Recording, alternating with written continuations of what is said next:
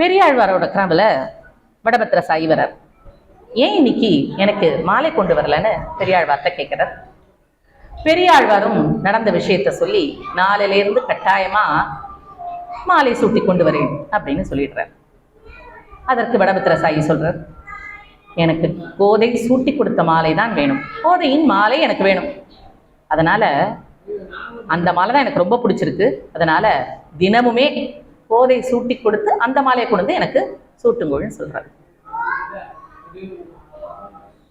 பெரியாழ்வாருக்கு ரொம்ப சந்தோஷம். அடுத்த நாள் தன்னோட பெண்ணிட்ட வந்து தான் கண்ட கனாவினை சொல்றார். அப்ப பெண்ணிட்ட கேட்கிறார், உனக்கு திருமண வயது வந்து விட்டுமா, நீ எப்படிப்பட்ட கணவரை எதிர்பார்க்கிறாய், யாரை நான் உனக்கு கணவரா பார்க்கணும் அப்படின்னு கேட்கிறார். மானிடவர்க்கென்று வேற்றுப்படி வாழகில்லைன்னு சொல்லிடுறா ஆண்டாள். மானிடவர்களை நான் கல்யாணம் செய்து கொள்ள மாட்டேன். அப்ப யார கல்யாணம் பண்ணிப்ப, தேவர்களா கந்தர்வர்களா, எப்படிப்பட்ட மாப்பிள்ளையை பார்க்கணும்னு பெரியாழ்வார் கேட்கிறார். நான் கண்ணனை தான் கல்யாணம் பண்ணிப்பேன்னு திட்டவட்டமா சொல்லி விடுகிறாள் ஆண்டாள். இது எப்படிமா சாத்தியம், நம்மளோ மானிட பிறவி, அவனோ பரந்தாமன், அவனை எப்படி கல்யாணம் பண்ணிக்க முடியும் அப்படின்னு கேட்கிற பெரியாழ்வார். எனக்கு தெரியாதுப்பா, நான் கல்யாணம்னு ஒண்ணு பண்ணிண்டா அத கண்ணனை தான் கல்யாணம் பண்ணிப்பேன்னு திட்டவட்டமா சொல்லிடுறா கோதை. சரி, பெண்ணோட வைராக்கியம் புரிஞ்சு போயிடுத்து பெரியாழ்வாருக்கு. பெருமாளும் நேற்று கனவுல வந்து சொன்னார் இல்லையா, கோதையின் மாலை வேண்டும் அப்படின்னு. அப்பனா பெருமாளுக்கும் அந்த ஆகியம் இருக்கோ அப்படின்னு தோணி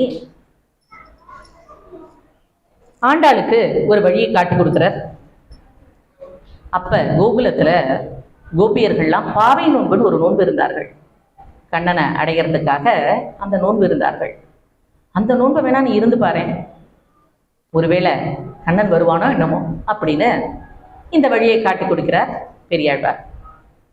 கோதையும் தந்தை கூறியபடி 30 நாட்கள் பாவை நோன்பு இருந்து, தான் மட்டும் இல்ல கூடியிருந்து குளிர்ந்தேலோருங்கிற மாதிரி தன்னோட தோழிகளையும் கூட்டிக் கொண்டு பாவை நோன்பு இருந்து அந்த கண்ணனிடம் கைங்கரியம் செய்யும் பேர் வேணும்னு கேட்கிறார். பாவை நோன்பையும் 30 நாட்கள் முடித்து விட்டாச்சு. அன்னி இரவே கோதைக்கு ஒரு கனவு வருகிறது. அவள் மதுசூதனனை திருமணம் செய்வது போல் ஒரு கனவு வருகிறது. அந்தனர் குலத்துல எந்த முறைப்படி கல்யாணம் செய்து கொள்வார்களோ அதற்போல மாப்பிள்ளை இழப்பு, நிச்சயதார்த்தம், பெரியோர்களின் அனுமதி, காப்பு கட்டுதல், பிடி சுற்றுதல், பாணி கிரகணம், சப்தபதி, அம்மி மிதித்தல், பொறியிடுதல், மஞ்சள் நீர் தெளித்தல் போன்ற அந்த வரிசையிலேயே தன்னோட திருமணம் நடக்கிற மாதிரி கனவு காண்கிறாள். அதை அடுத்து நான் ஓடி போய் தன்னோட தோழிகள்கிட்ட சொல்றான், நேத்தி எனக்கு ஒரு கனவு வந்தது, இது மாதிரி மதுசூதனனை நான் கல்யாணம் பண்ணிக்கிற மாதிரி. ஏன்னா இந்த தோழிகளை தானே கூட்டு என்னை கோவணத்துல கொண்டு போய் விடுன்னு சொல்லியிருந்தா, அதனால தோழிகள்கிட்ட போய் சொல்றான், எனக்கு இப்படி ஒரு கனவு வந்துருது, அதனால என்னோட கனவு நனவாக போகிறது, நான் மதுசூதனனை திருமணம் செய்து கொள்ளப் போகிறேன் அப்படின்னு சொல்லி சந்தோஷப்படுகிறார். அந்த வாரணமாயிரம் பாடலை பார்க்கலாம்.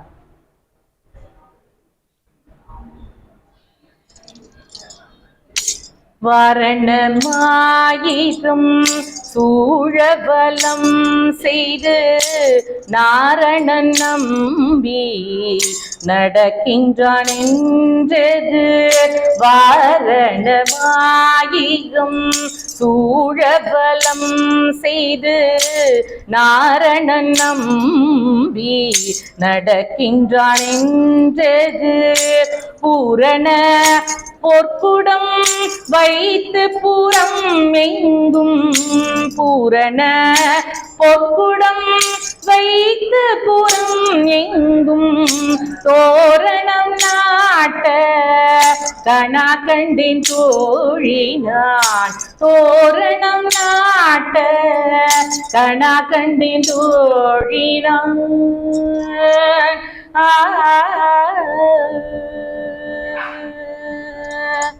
நாளை வதூவை மனமென்று நாளிட்டு பாளை கமூக பரிசுடை பந்தர்கே நாளை வதூவை மனமென்று நாளிட்டு பாளை கமூக பரிசுடை பந்தர்கே கோளரி மாதவன் கோவிந்தனோர் காளை புகுத கணா கண்டேன் தோழினான் காளை புகுத கணா கண்டேன் தோழி இந்திரன் உள்ளிட்ட தேவர் குழாமெல்லாம் இந்திரன் உள்ளிட்ட தேவர் குழாமெல்லாம் வந்திருந்து என்னை மகள் பேசி மந்திரித்து மந்திர கோடி உடுத்தி மணமாலை மந்திர கோடி உடுத்தி மணமாலை அந்தரி சூட்ட காணா கண்டேன் தோழினான் அந்தரி சூட்ட காணா கண்டேன் தோழி கொணர்ந்து நீ நல்கி பார்ப்பன சீட்டர்கள் வல்லாரெடுத்தேத்தி நாற்றி செய்தீத்தம் கொணர்ந்து நீ நல்கி பார்ப்பன சீட்டர்கள்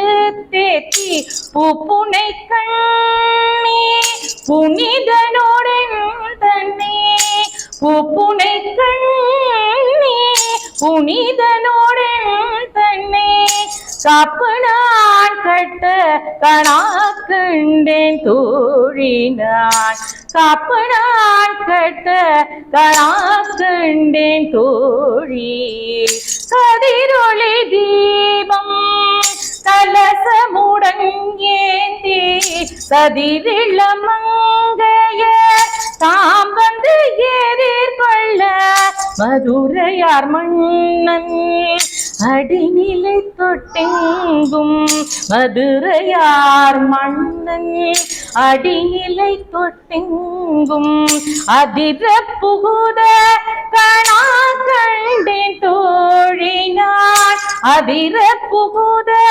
கணா கண்டேன் தோழி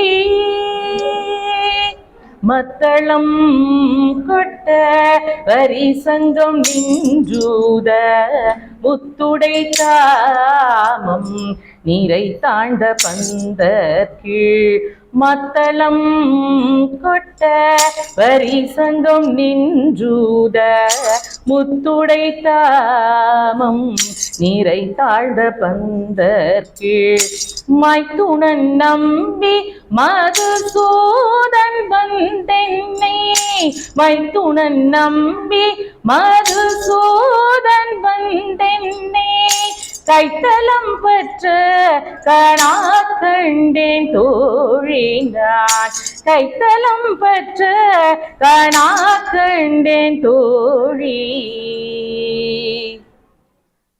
பாய் நல்தார் நல்ல மறையோதி மந்திரத்தால் பாசிலை நாணல் படுத்தி பருதி வைத்து வாய் நல்தார் நல்ல மறையோதி மந்திரத்தால் பாசிலை நாணல் படுத்தி பருதி வைத்து காய்சின மாகளிரண்ணான் என் கை பற்றி காய்சின மாகளிரண்ணான் என் கை பற்றி தீபலம் செய்ய கணா கண்டேன் தோழினான் தீபலம் செய்ய கணா கண்டேன் தோழி இம்மைக்கும் ஏழே பிறவிக்கும் பற்றாவான் இம்மைக்கும் ஏழே பிறவிக்கும் பற்றாவான் நம்மை உடையவன் நாராயணன் நம்பி செம்மையுடைய திருக்கையாயன் தாழ் பற்றி செம்மையுடைய திருக்கையாயன் தாழ் பற்றி அம்மி மிதிக்க கணா கண்டேன் தோழி நான் அம்மி மிதிக்க கணா கண்டேன் தோழி வரிசிலை வான்முகத்து என்னை மாதான் வந்திட்டு எரிமுகம் பாரித்து என்னை முன்னே நிறுத்தி வரிசிலை வான்முகத்து என்னை மாதான் வந்திட்டு எரிமுகம் பாரித்து என்னை முன்னே நிறுத்தி அறிமுகன் அச்சுதன் கை மேல் என் கை வைத்து அறிமுகன் அச்சுதன் கை மேல் என் கை வைத்து பொறிமுகம் தட்ட கணா கண்டேன் தோழி நான் பொறுமுகம் தட்ட கணா கண்டேன் தோழி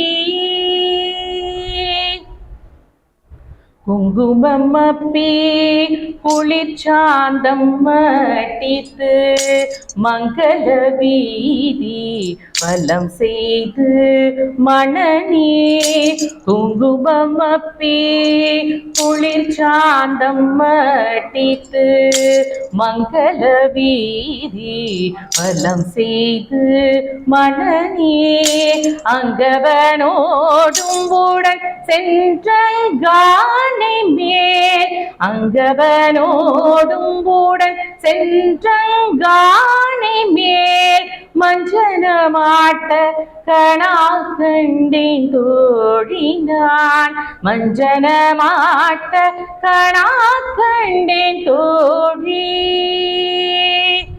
ஆயனுக்காக தான் கண்ட கனாவினை வேயர் புகழ் வில்லிபுத்தூர் போன் கோதை சொல் தூய தமிழ் மாலை இறைந்தும் வல்லவர் வாயுனன் மக்களை பெற்று மகிழ்வரே வாயுனன் மக்களை பெற்று மகிழ்வரே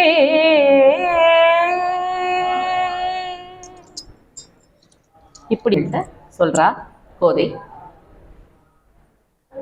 பெரியாழ்வார் தன்னோட பொண்ணுட்ட வந்து, சரிம்மா நீ கன்னட தான் கல்யாணம் பண்ணிப்பேன்னு சொல்லிட்டார்.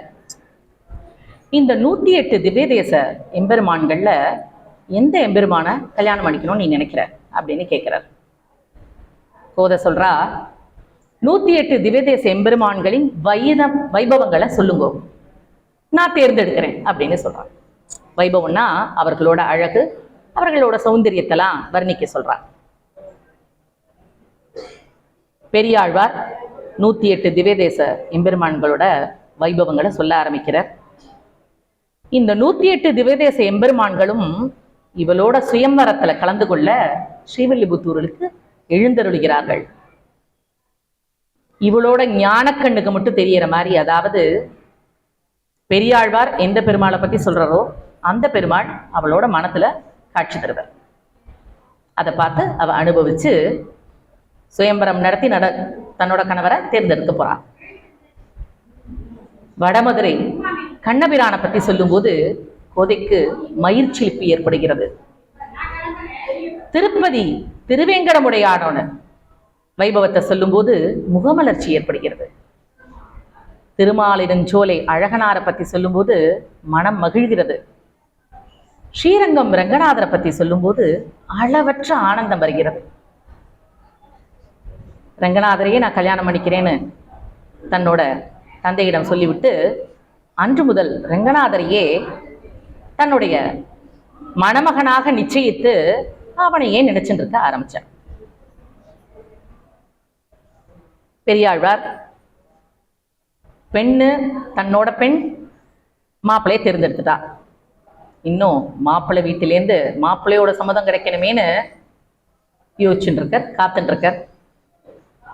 திருவரங்கன் பெரியாழ்வாரோட கனவுல தோன்றி, உமது திருமகளை கோயிலுக்கு அழைத்து வாருங்கள், அவளை நாம் அங்கீகரிப்போம், அதாவது மனம் செய்து கொள்கிறோம் அப்படின்னு சொல்றார்.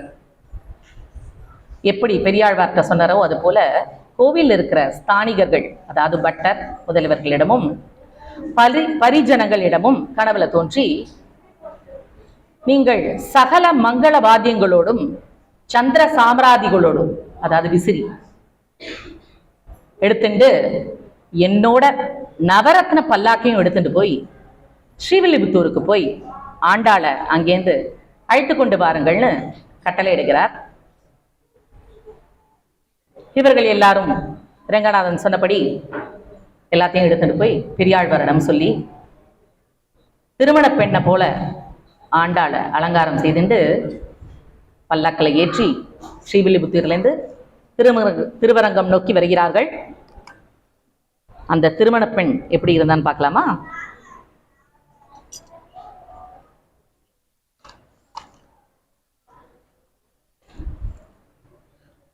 திருமண பெண் எனவே பட்டாடை தனை உடுத்தி திருவரங்கன் பக்கலிலே பூங்கோதை மகிழ்ந்திருப்பாள். திருமண பெண் எனவே பட்டாடை தனை உடுத்தி திருவரங்கன் பக்கலிலே பூங்கோதை மகிழ்ந்திருப்பாள். திருமண பெண் எனவே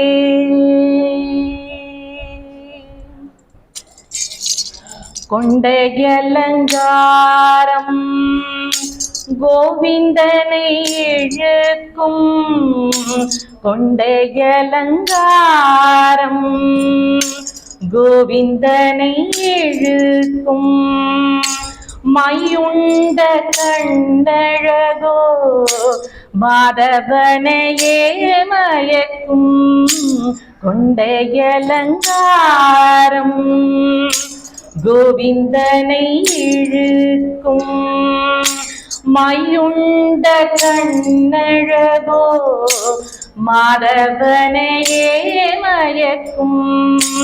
திருமண பெண் எனவே பட்டாடை தனை உடுத்தி திருவரங்கன் பக்கலிலே பூங்கோதை மகிழ்ந்திருப்பாள். திருமண பெண் எனவே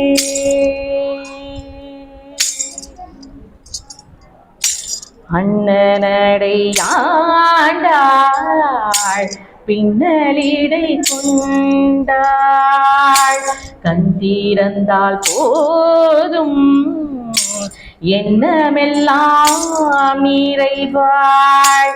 அண்ணனடையாண்டாள் பின்னலிடை கொண்டாள், கந்திரந்தால் போதும் எண்ணமெல்லாம் நிறைவாள்.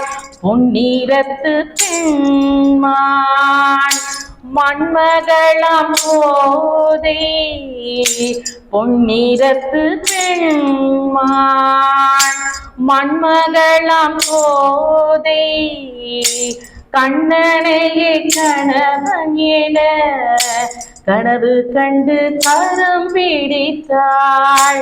அரங்கனையே கணவனென கனவு கண்டு கரம் பிடித்தாள்.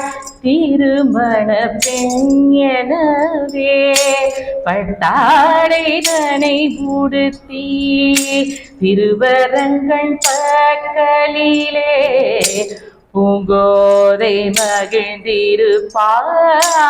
திருமண பெண் எனவே. ஸ்ரீரங்கத்துக்கு பல்லாக்குடனும் ஜனங்கள் சூழ ஆண்டாளும் பெரியாழ்வரும் ஸ்ரீரங்கத்துக்குள்ளே நுழைந்து விட்டார்கள். கோவிலுக்குள்ள நுழைகிறார்கள். கோவிலுக்குள்ள நுழைந்தவுடன் பல திருச்சின்னங்கள் பரிமாறப்படுகின்றன.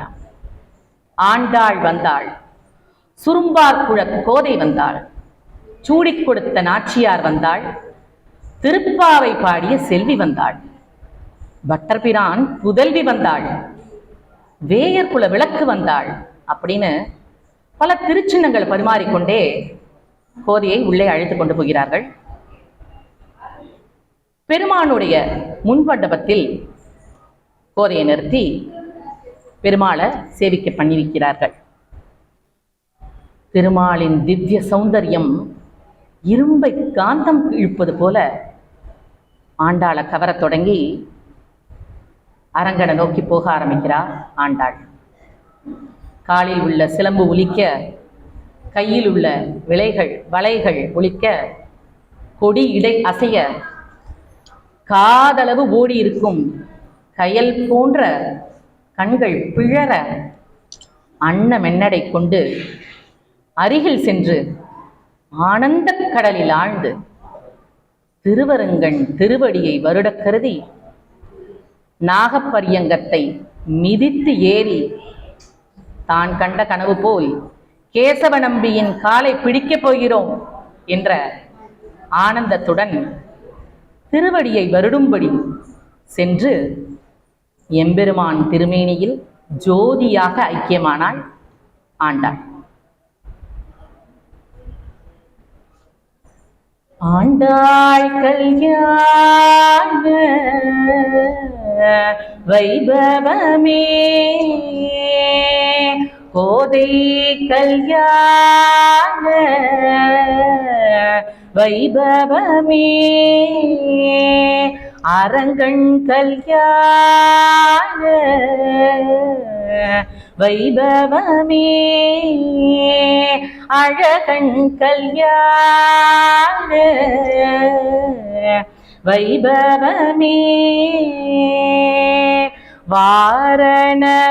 வாரணமாயிரம் வாயார பாடியவள், வாரணமாயிரம் வாயார பாடியவள், வானவர் வாழ்த்திடவே வந்த குலமங்கை,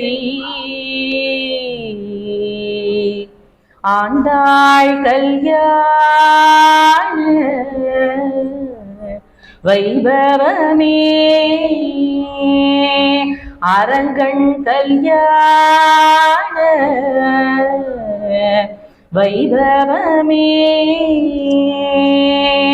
சொல்லழகி செயலழகி செவ்வாயின் பல்லழகி, சொல்லழகி செயலழகி செவ்வாயின் பல்லழகி, சொல்லனா குணத்தழகி சந்திரமுகத்தழகி,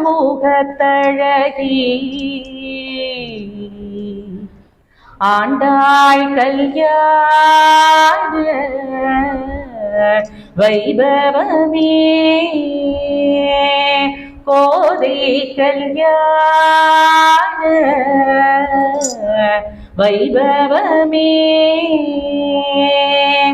ஆழ்வார்கள் கொண்டாடும் அணியரங்கன் அழகன், ஆழ்வார்கள் கொண்டாடும் அணியரங்கன் அழகன், பங்குனி ரோகிணி திருநாளின் செல்வன்,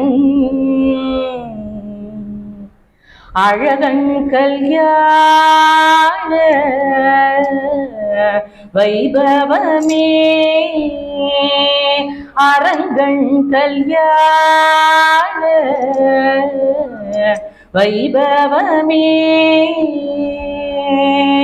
கண்ணழகன் பொன்னழகன் கார்மேனி நீரத்தழகன், கண்ணழகன் பொன்னழகன் கார்மேனி நீரத்தழகன், காண்போரை தன்னழகாய் கவர்ந்திடும் கள்வன்,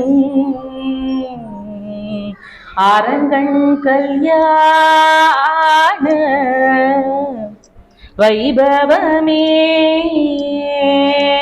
ஆண்டாள் கல்யாண வைபவமே.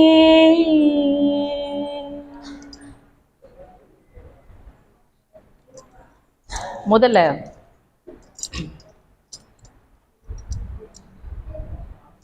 படபத்திர சாய் நினைத்தார் இல்லையா, கோதையை கொடுக்கும்போது கோதையை நம்மளுக்கு கொடுப்போம். இப்ப என்ன செய்யறாருன்னு பார்ப்போங்க. இப்பவும் பெரியாழ்வார் கோதையும் தனக்கு வைத்துக் கொள்ளாம அரங்கனிடமே சமர்ப்பித்து விட்டார். ரங்கன் பெரியாழ்வாரை நோக்கி சொல்கிறார், எப்படி ஜனகர் எனக்கு மாமனார் ஆனாரோ அதை போல நீரும் உன்னோட பெண்ணை எனக்கு கொடுத்து மாமனார் என்ற பட்டத்தை பெற்றுவிட்டீர். உங்களுக்கு இனிமே எப்போதுமே முதல் மரியாதை உண்டுன்னு தேத்தம் சடாரி சாதித்து அவரை மீண்டும் ஸ்ரீவில்லிபுத்தூருக்கே சென்று கைங்கரியம் செய்ய சொல்லிவிடுகிறார். இந்த கோதையின் கதையிலிருந்து, இது கோதையோட கதையே இல்லை, ஒவ்வொரு ஜீவாத்மாக்களின் கதை. பரமபதநாதன் அவன் மட்டுமே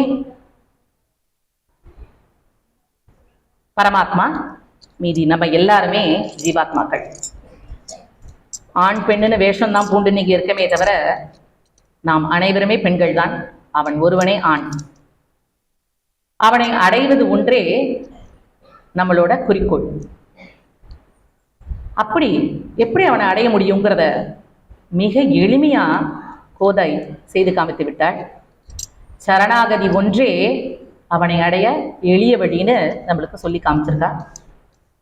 அந்த வழியை நாமும் பின்பற்றி அவனை அடைய பாடுபடுவோம். கோதாவின் மேல் ஒரு மங்களத்தோடு இன்றைய நிகழ்ச்சியை முடித்துக் கொள்ளலாம். கோதாவுனக்கு மங்களம் நித்ய கல்யாணி, கோதாவுனக்கு மங்களம். பாதாரவிந்த மதில் பாடி பணி புரிவோம், பாதாரவிந்த மதில் பாடி பணி புரிவோம். ஆதாரம் நீயே அம்மா, அருள் புரிவாய் தாயே. கோதா உனக்கு மங்களம் நித்ய கல்யாணி, கோதா உனக்கு மங்களம்.